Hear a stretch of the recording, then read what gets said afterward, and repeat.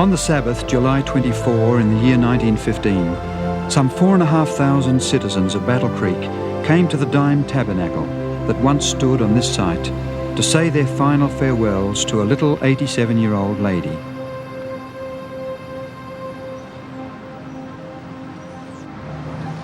Just what was it that made Ellen White so special? This is the biographical information blank that she completed in March 1909. She was 81 years of age at the time and described herself as being 5 foot 2 inches or 158 centimetres tall, 140 pounds or 63.5 kilograms in weight, with a rather dark complexion, grey hair and grey eyes. She records her birthplace as Gorham, Maine, on November the 26th, 1827, and the date of her conversion as probably in March 1840. Late in August 1846, at the age of 18, she married James White. 4 sons were later born to them. Henry Nicholas in August 1847, James Edson 2 years later, William Clarence in August 1854, and John Herbert in September 1860. While such information is interesting, it doesn't give us any real insight into how she related to others, or how she handled the disappointments and frustrations of her life. As God's messenger, did she have to experience sorrow and ill health, or battle with appetite in the same way as most of us do?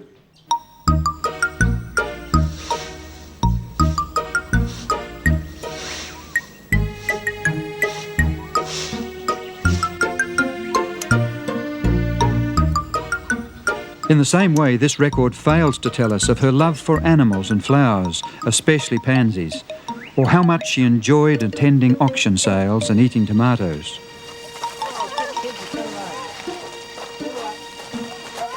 It does not tell us of the countless days spent mothering other people's children, or of her cheerful visits to her neighbours with products from her garden and practical advice for the sick. In fact, such information tells us very little at all about Ellen White as a wife and mother. If you had lived in Topsom, Battle Creek, St Helena or here in Cooranbong, and known her as a neighbour or friend, how would she have impressed you? Topsom in the state of Maine, USA, is a town some 40 minutes' drive to the northeast of Gorham, where Ellen White was born.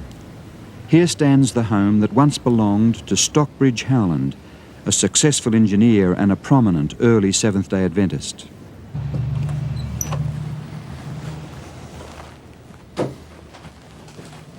In October 1847, the Howlands offered a part of their home on the middle floor to the young James and Ellen White and their 2-month-old son, Henry. They commenced housekeeping with borrowed furniture. Though poor, they resolved to become independent.